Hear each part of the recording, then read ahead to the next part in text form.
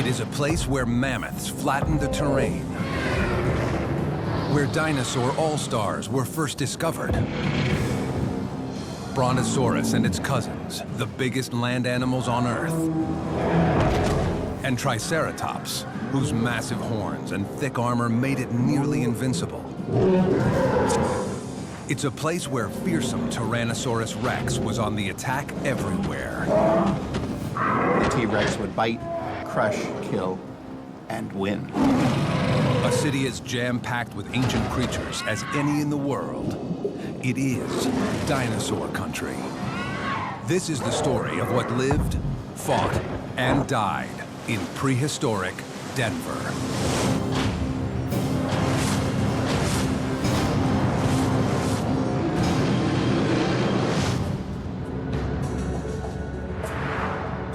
Denver, Colorado is America's mile-high city. It stands at the foot of the Rockies, in the shadow of 14,000-foot Pikes Peak. Gold once drew prospectors who came here to spend their wealth. But there's more than gold buried in Denver. Its twisted landscapes conceal masses of strange prehistoric creatures. Few places on Earth have such an amazing story to tell. 1 billion years of history in thick layers of sediment below the surface. There's 2 miles of sedimentary rock, layer after layer, page after page, accumulated beneath the city of Denver. And we can read the story in those pages. A story told as we travel back through time to see one place across many ages. 25,000 years ago, in the Ice Age Pleistocene, when the climate was cool and mammoths were hunted by early man. 37 million years ago, in the Eocene, when pig-like mammals attacked prey on a warm, open plain, where volcanoes could erupt without warning. 66 million years ago, in the late Cretaceous, as the Rocky Mountains built their peaks and the last of the dinosaurs battled in a tropical forest before extinction claimed them all. 85 million years ago, with Denver underwater in the mid-Cretaceous as giant serpents fought in a vast inland sea. And 150 million years ago in the steamy Jurassic, when Brontosaurus and Stegosaurus grazed plains and forests. All of this prehistoric action took place on an ever-changing landscape, one that left us with the Rocky Mountains towering over the modern-day terrain. South of the city is Highlands Ranch, a typical modern suburb covered with densely packed houses. But travel back 25,000 years, and the soccer fields of this community would have been filled with young mammoths instead of young humans.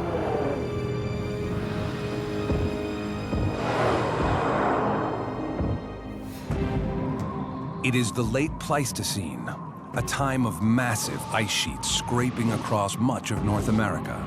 But the glaciers never came this far south. Ice Age Denver is cool, but not frozen solid like the northern half of the continent. The broad Denver grasslands are ideal for colossal Columbian mammoths, among the biggest elephants that ever lived. 13 feet tall, 10 tons in weight, and with gigantic curved tusks up to 16 feet long. There are still traces of those mammoths not far from Highlands Ranch at an archaeological preserve called Lamb Spring.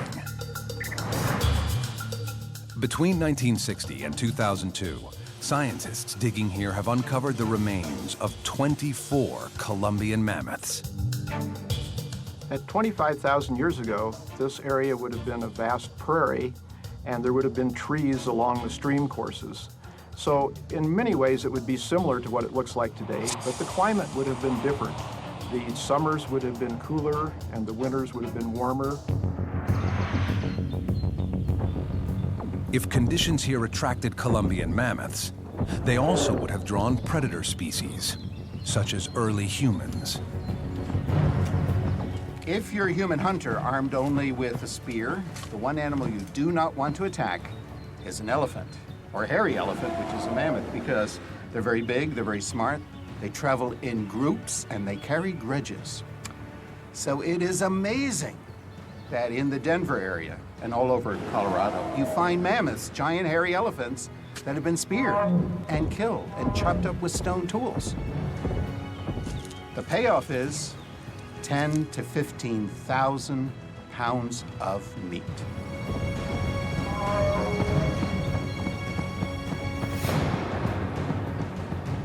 But there's a problem here. Most scientists believe that 25,000 years ago, there may have been mammoths in America, but there were no men.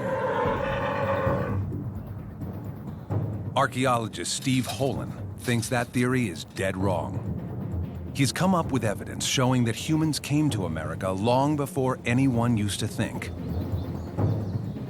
The prevailing wisdom is that humans first entered North America 13,000 years ago, but I believe that humans were here much earlier, probably at least 25,000 years ago, based on the evidence from the archaeological sites that I have excavated in areas near here.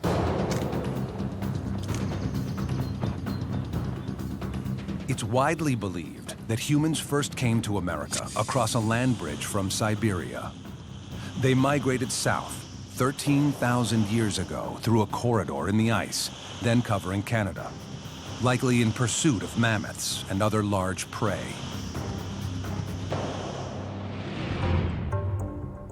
But Holen believes there are mammoth bones much older that look like they've been smashed by human hunters. Let's try to hit the bone right here. To demonstrate his point, Holen and his wife Kathy take some cattle bones and do some smashing of their own.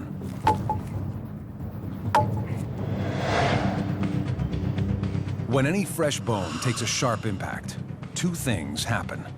First, it'll break in what's called a spiral fracture that wraps around the bone diagonally.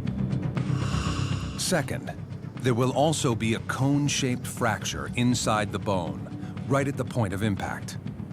It's the same principle that you see when someone shoots a BB into a pane of glass. The force of the impact spreads out in a cone.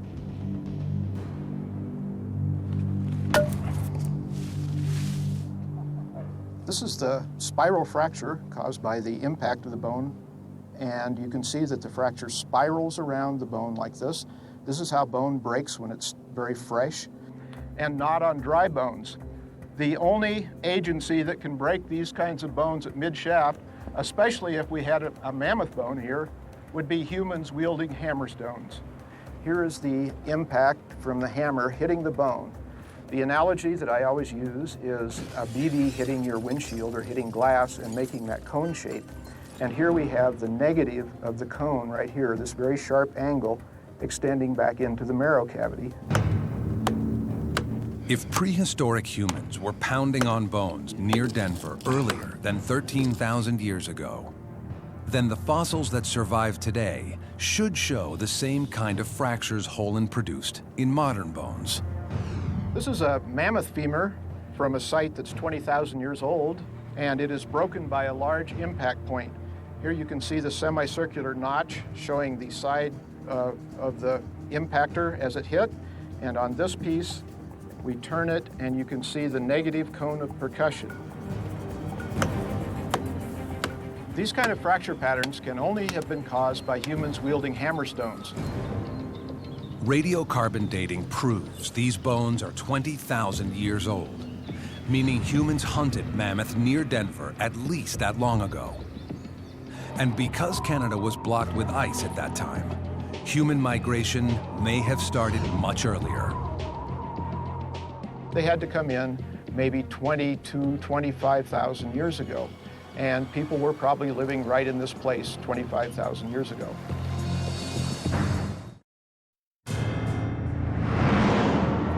In Denver, the imprint of ancient history is everywhere. The distant past has a way of reaching out across the epochs of time and grabbing our attention.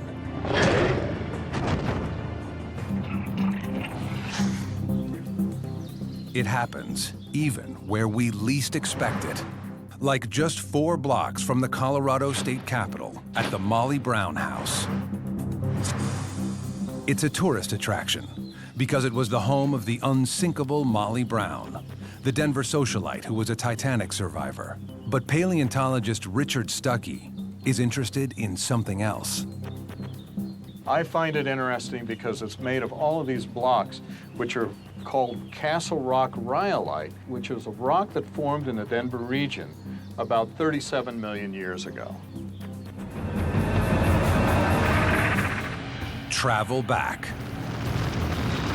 37 million years ago. It is the late Eocene epoch, and although Denver's position on Earth is much as it is today, the climate is warmer and the forests more extensive. Among the most remarkable creatures of the time is a strange mammal whose name means ancient beast. The Archaeotherium, a kind of creature that only a mother could love. Archaeotherium, we call it kind of a pig-like animal, but it was really ugly, really, really ugly. It had wart-like little protuberances that came off of its jaw, and then it had flanges that stuck out on the side. It was really an odd-looking beast, not like anything today, except maybe a warthog. Denver's ugly Archaeotherium would stop traffic in today's city streets. In its own time, it was a terrifying predator, a creature that could be called the Terminator pig. It's up to 7 feet long and weighs almost 200 pounds. It's equipped with slender legs for fast running, together with an oversized head, powerful jaws, and sharp teeth for the attack.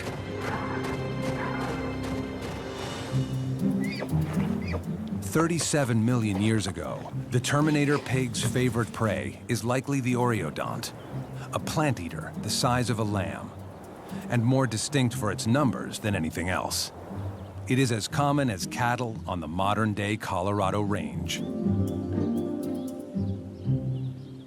This is an oreodont. If you can think of an animal that was generic, just your average animal, that was an oreodont. These things were all over the place. An oreodont has few defenses against a hungry Archaeotherium.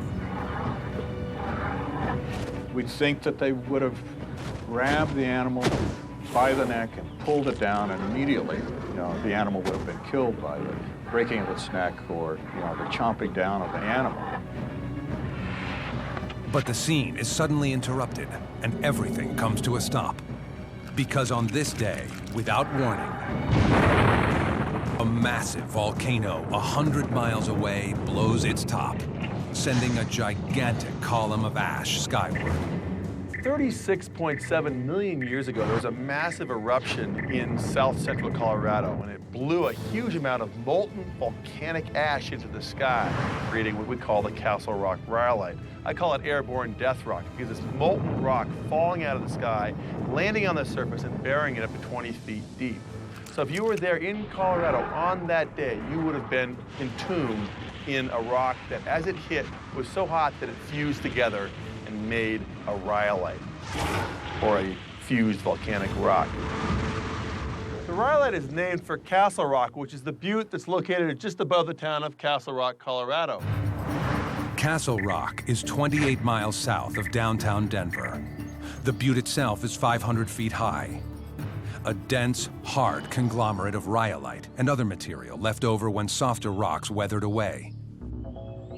Rhyolite is strong, lightweight, and was valued as a building material for generations in Denver. And when construction crews build anything around here, they have a good chance of getting up close to the city's most thrilling residents, its dinosaurs. That's why a triple-horned Triceratops is team mascot for baseball's Colorado Rockies, who play at Coors Field. The famous giant plant-eating dinosaur made it to the big leagues because this stadium was built on some of the richest dinosaur territory in the world. In 1993, when they were building Coors Field, they uncovered this piece of dinosaur bone right here in front of the visitors' dugout. This bone is a piece of dinosaur rib. We don't know what dinosaur it's from, but we do know that Triceratops is the most common dinosaur that's found in the Denver area. So it seems reasonable that this is, in fact, the rib of a Triceratops. Travel back 66 million years ago, when a Triceratops treading the turf of Coors Field would be surrounded by a Cretaceous forest.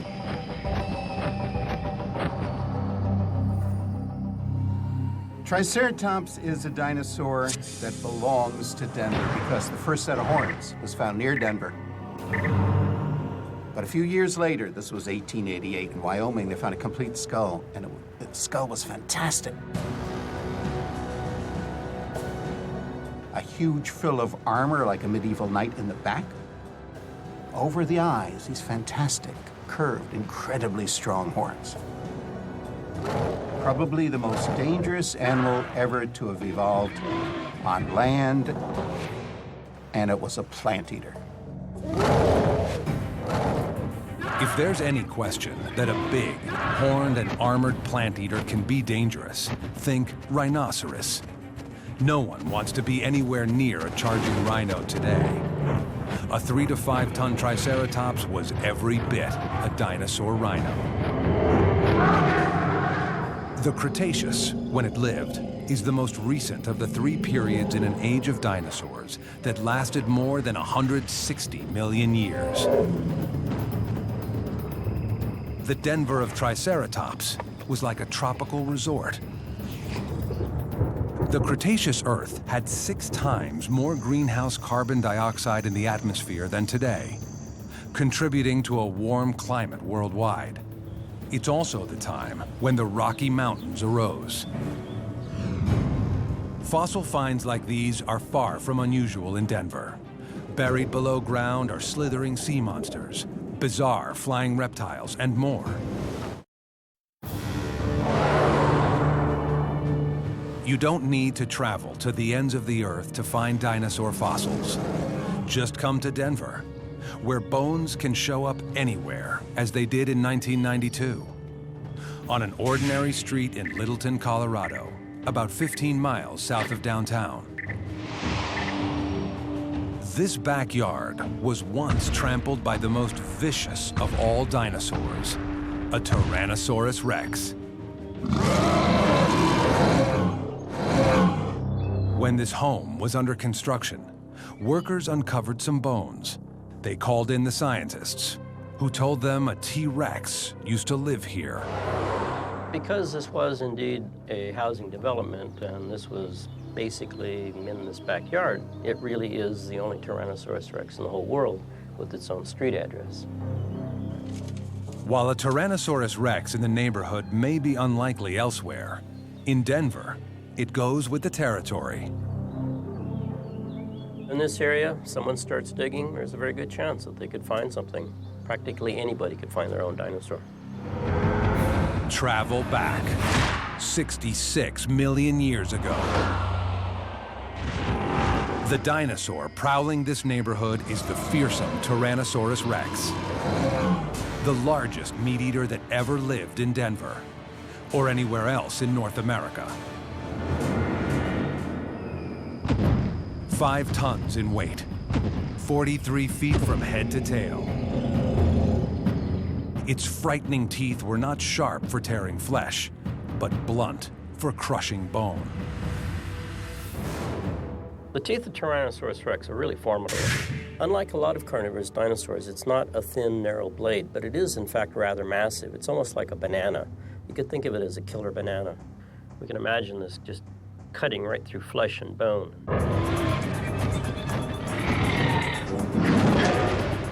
And with that huge skull and those massive jaws, could easily deliver on the tip of these teeth several tons of pressure.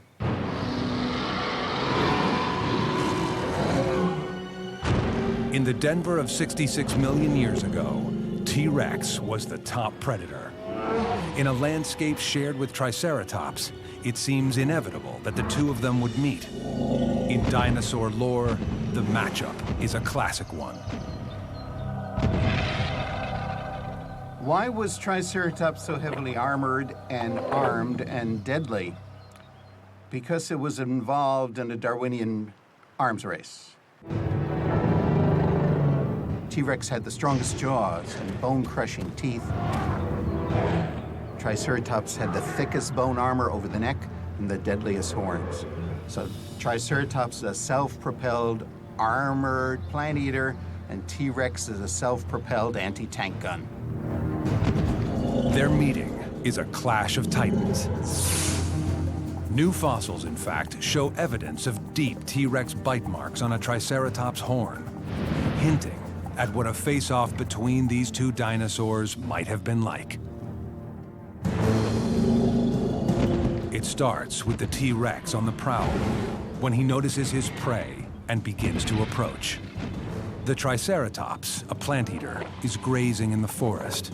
His sharp horns could wound even a T-Rex. The Tyrannosaur sneaks up from behind, aiming for the sides or hind quarters, where the Triceratops is most vulnerable. When he's ready, he charges. Triceratops is surprised. It's too late to run. Despite his 3 tons, he pivots quickly, pointing his 3 horns directly at the attacker. The fossil evidence shows that in this battle, the T-Rex bit down on the deadly horns, but the Triceratops must have shaken it off, because the bite scars in the fossil horns were healed over, meaning this Triceratops escaped. But we don't know how often battles like this happened in prehistoric Denver, or how many times the tables were turned, and T-Rex ended up as the winner. The dinosaurs' reign on Earth came to a sudden, shocking end 65 million years ago, perhaps with the crash of a massive asteroid, plunging the world into a climatic nightmare. It was the end of a prolonged age that brought creatures like the giant Brontosaurus and the oddly plated Stegosaurus to Denver's terrain. And while the dinosaurs dominated most of the world's continents for 160 million years in all, Denver's experience was different. For 30 million of those years, just before T-Rex and Triceratops, there were no dinosaurs in Denver at all. Why? Because what is now a vast western plain was totally underwater.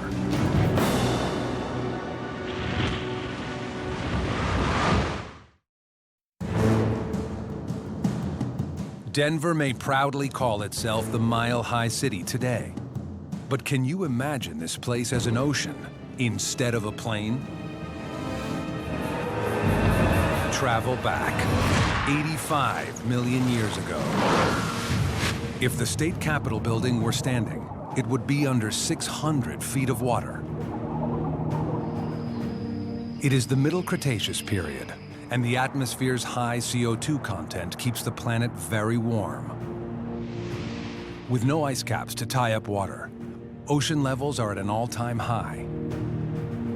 And a 600-mile wide sea literally splits North America in half. The body of water that covered the Midwest of North America during the late Cretaceous was called the Western Interior Seaway. It stretched all the way from the Gulf up into Canada, and probably from roughly Missouri clear out to Utah.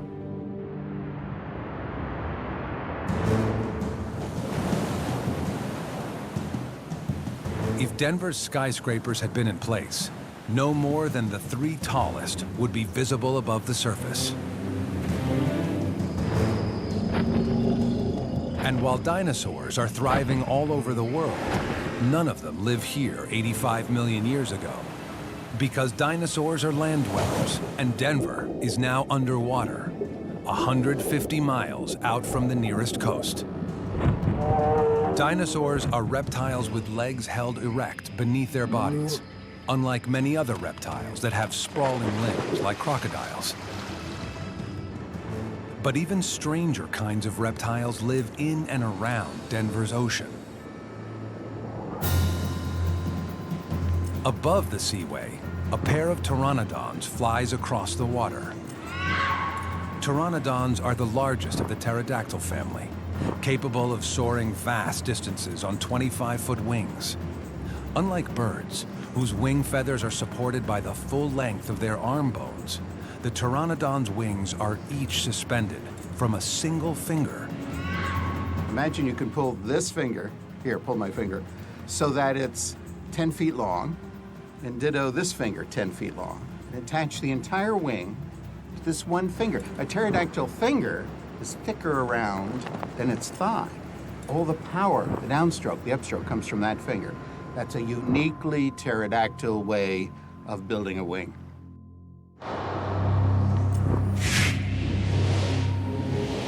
We find thousands of their remains in the middle of the seaway.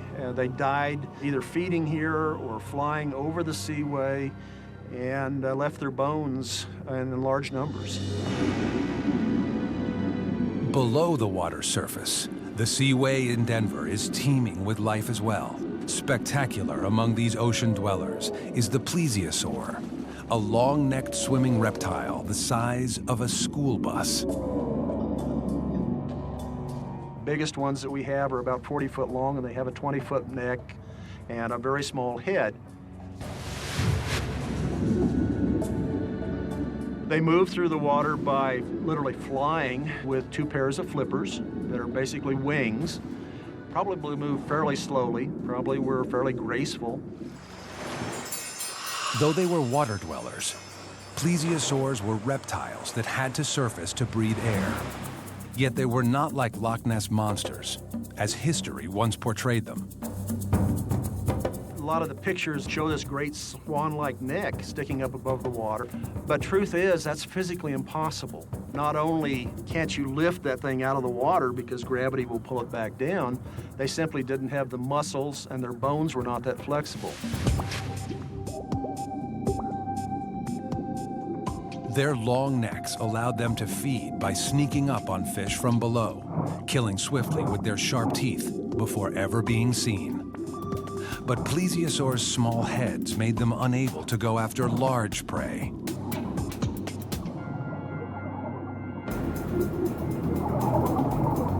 That role, instead, went to the forbidding mosasaur, the closest thing to the legendary sea serpent the Earth has ever seen. It was the Tyrannosaurus rex of the oceans, a grisly carnivore in a class of its own. They were the supreme predator, the apex predator, in all of the oceans of the Earth for, say, the last 25 million years of the Cretaceous. There was literally nothing out there to compete with them. Like plesiosaurs, these were reptiles that needed to surface to breathe air. But the water was their kingdom. Up to 50 feet long and weighing 11,000 pounds, mosasaurs swam with a snake-like motion. They had gaping mouths and skulls more than 4 feet long, designed to attack, kill, and consume large prey. A full-grown plesiosaur would be too big for a mosasaur meal. But a 140-pound juvenile, about 48 inches around the waist, would have just fit down the mosasaur's throat. Their skulls were very flexible, very much like a snake, in that they could engulf their prey and slowly work it down their throat and swallow it all in one piece. And then he would have come to a stop in the water and would have been slowly working the prey back into his mouth. And when mosasaurs were not terrorizing other creatures in Denver's prehistoric sea, there's good evidence that they were venting their bad attitudes on each other. Once you get to this 30 or 40 foot size, the only danger to you out there is other mosasaurs. We find lots of mosasaur skeletons that have bite marks or broken ribs or other healed injuries that could have only come from another mosasaur. So it's likely that they were pretty combative among themselves.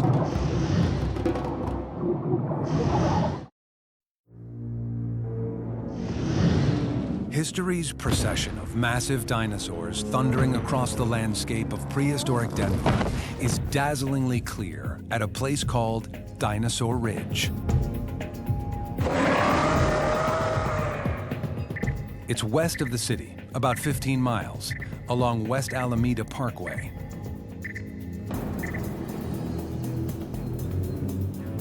Here, men laboring to carve a road out of a rocky hillside in the 1930s uncovered sets of dinosaur tracks on a patch of earth now known as the Dinosaur Freeway.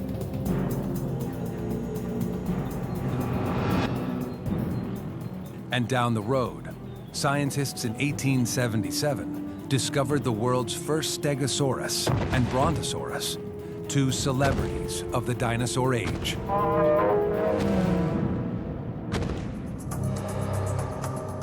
Here, evidence of dinosaurs is, in some places, obvious, and in others, more subtle.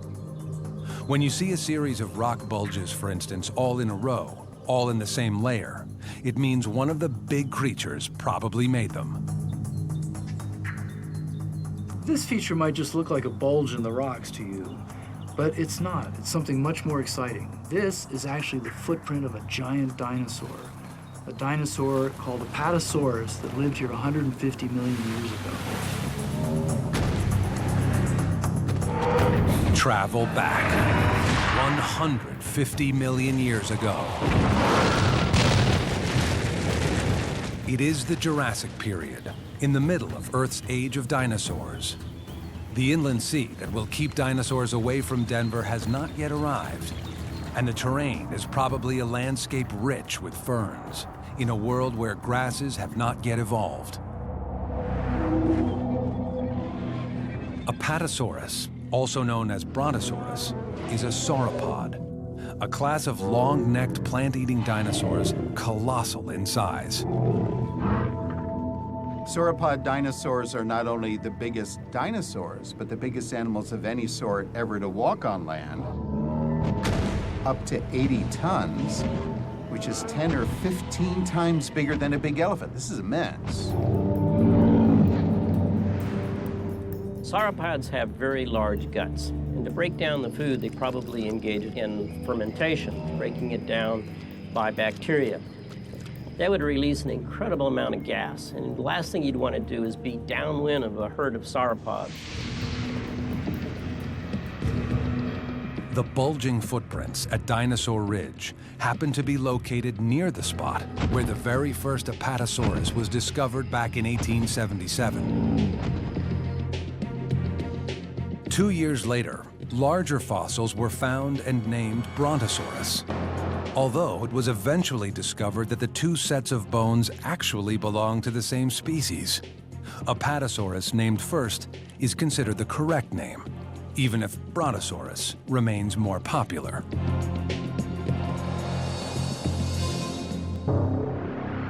A Colorado contemporary of Apatosaurus is the state fossil, with a menacing profile unlike any other, the Stegosaurus.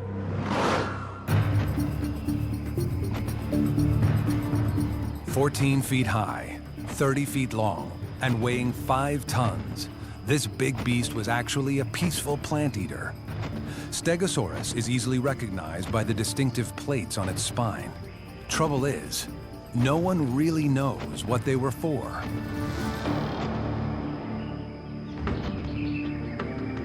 Some have suggested that maybe it was for controlling body temperature, but a more, I think, believable scenario based on studies of modern animals is that the plates were actually used for display, for show.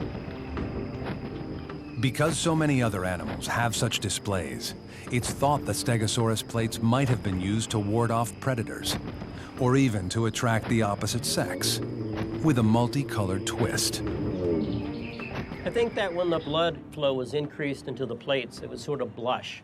It might stand out as pink, or it might even been rather more on the red side. It certainly would definitely make that animal stand out. It would certainly shout, "Stay away." On the other hand, it could also say, "Hey baby, look at me, I'm pretty cool. I'm the one you want to mate with."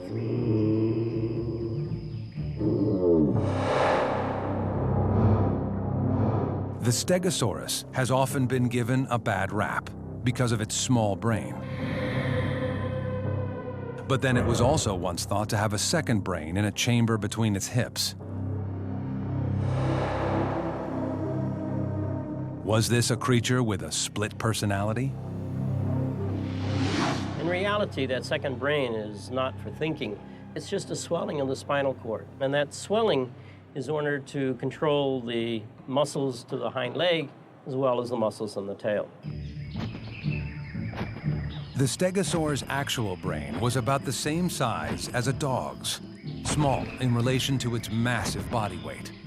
But it must have been enough, since Stegosaurs thrived for 5 million years.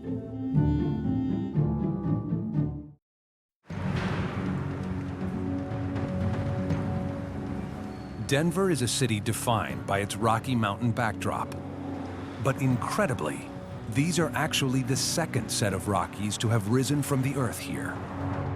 The modern Rockies arose 68 million years ago, during the late Cretaceous period when dinosaurs still roamed. It was a process that would continue for another 20 million years. The birth of these Rockies was Denver's greatest geological transformation. The creation of a mountain range so massive that it dominates the terrain and forms the Continental Divide. The peaks are the high point from which all American waters drain either east or west. The Rockies formed as the plates of the Earth's crust were on the move. The Pacific Plate collided with North America, raising up the Sierra Nevadas in the west, as well as the Rockies far inland. Although just how it happened remains a puzzle. Here's the problem. Unlike most mountain ranges, which are formed at the edges of continents or by the collisions of continents, the Rocky Mountains are in the middle of a continent. So how do you have a plate hit California and make mountains in Colorado? It doesn't make much mechanical sense. Some people think it was related to the plates, the oceanic plates bumping into North America, and how that plate behaved once it hit the continent. So instead of subducting deeply and making volcanoes in California, it subducted shallowly and created stresses in the middle of the continent, which caused the Rocky Mountains to pop up. Amazingly, this is the second time there have been forces like these at work in Denver's backyard. The first mountain range to tower over the plain here is called the Ancestral Rockies. Travel back 300 million years ago. It is the Paleozoic era, more than 50 million years before the first dinosaurs would arrive. The Ancestral Rockies flank the lowlands, where Denver's residents are amphibians and 400-pound fin-back reptiles like the Dimetrodon. Its fin probably regulated body heat and may also have served as a display, like the Stegosaurus many years later. Dimetrodons are considered proto-mammals, early reptiles without scales, destined to evolve into full-fledged mammals. Other strange creatures of the era included giant dragonflies and millipedes that crawled in the prehistoric forests and grew as big as 10 feet long due to an ancient atmosphere much richer in oxygen than it is today. Signs of the Paleozoic are out in the open an hour south of Denver at Garden of the Gods, ground zero for the region's geological drama. Here, what's left of the Ancestral Rockies has been crushed down to sand, compressed into rock, and exposed in a striking display of the prehistoric past. We're here in Garden of the Gods near Colorado Springs, and that is balanced rock. Colorado is a mountain state, and these rocks actually tell a story about previous mountain ranges. And what we're looking at, actually, is the ground-up debris from a mountain range that was here 300 million years ago. Elsewhere, in Garden of the Gods, the jagged spires and ridges are typical of the Front Range, Denver's local section of today's mountains. When the modern Rockies formed, they pushed through millions of years' worth of overlying rocks, thrusting them into bizarre positions that seem somehow unnatural. We have layers of rock here. Layers of conglomerate, sandstone, conglomerate. But these are sedimentary rocks, and sedimentary rocks, when they're deposited, are laid down horizontally. So what you're looking at are layers of rock that were originally deposited like this, and then through the forces of mountain building were pushed up during the formation of the Rocky Mountains to their present vertical orientation. But enough remains to span the breadth of Denver's story. The thundering gait of the land's largest animals. The inflamed display of the agitated Stegosaurus. The watery combat of giant sea snakes. The clash of titans when dinosaurs ruled. The predator and its prey, both before and after the arrival of man. And the promise of gold, giving birth to a city. Today, the Rocky Mountains dominate the landscape, the ultimate symbol of time and change. A constant reminder of this city's history, far beyond its founding as a mining town, when it was prehistoric Denver.